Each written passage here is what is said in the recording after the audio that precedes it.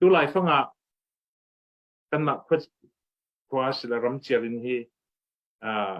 defense force tampi kan sok chemsel okay nati vekin aming han ka thai sok non lo man sela mo thing pen sela kan ma te kan ma ram hanga ti kha pakhat na ka hing kan nei du chia katirang chimi hi kan lai mi la ki pol ni chin yo ka ti ni kha chimi sin tin karwa kan rak nei tu ni tenga thi lo ti nung zat mi chu nan thei che vek sa kau rau kap kan nei cheu ti ka kan khwa ni rau kap nei kan hrin ni rau kap nei zoni command pek non ding is dangerous so hanga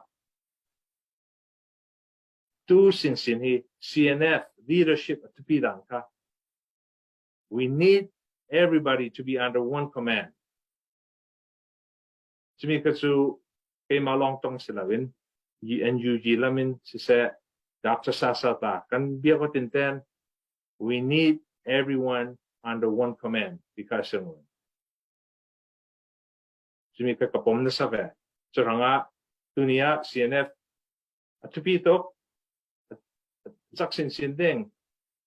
at saklong silawin fair and just in the funding ka atupito dika kasimdu